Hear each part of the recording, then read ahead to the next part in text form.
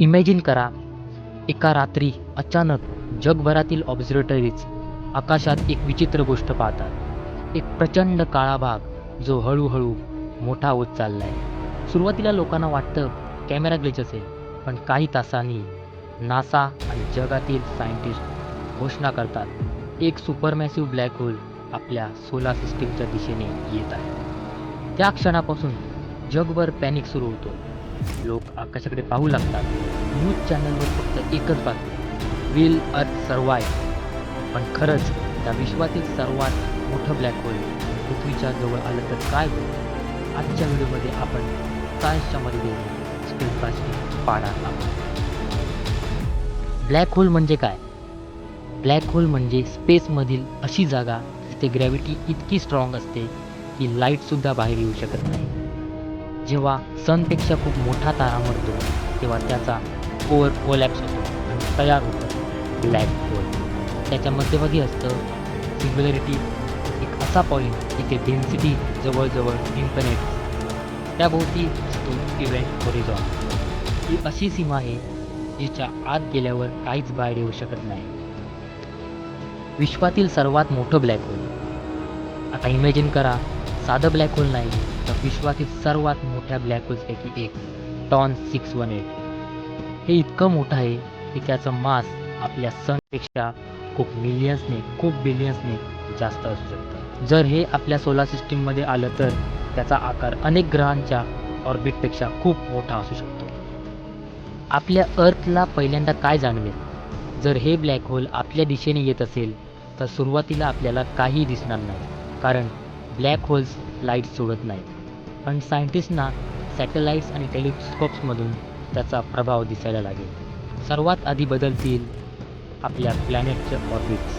Jupiter, Saturn आणि इतर ग्रहे हलके हलके त्यांच्या जागेवरून शिफ्ट होऊ लागतील. आता विचार करा, सनचं काय होईल? जर ब्लॅक होल खूप जवळ आलं तर त्याचं ग्रॅव्हिटी सूर्यावर परिणाम करायला लागेल. सूर्याच्या बाहेरील गॅस लेअर खेचल्या जाऊ शकतात. काही वेळाने सूर्याभोवती एक प्रचंड ग्लोईंग डिस्क तयार होईल. याला ॲक्रेशन डिस्क म्हणतात. ही डिस्क इतकी गरम असेल की ती लाखो न्यूक्लिअर बॉम्बपेक्षा जास्त एनर्जी सोडू शकते. जगभरात पॅनिक सुरू होईल. इंटरनेटवर कॉन्स्पिरसी थिअरी पसरतील. लोक बंकर्स बनवायला लागतील.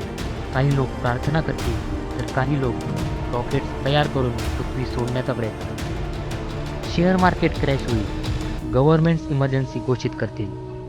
आपलं आकाश कसं दिसेल? ब्लॅक होल जवळ येत जाईल तसं आकाश पूर्ण बदलायला लागेल.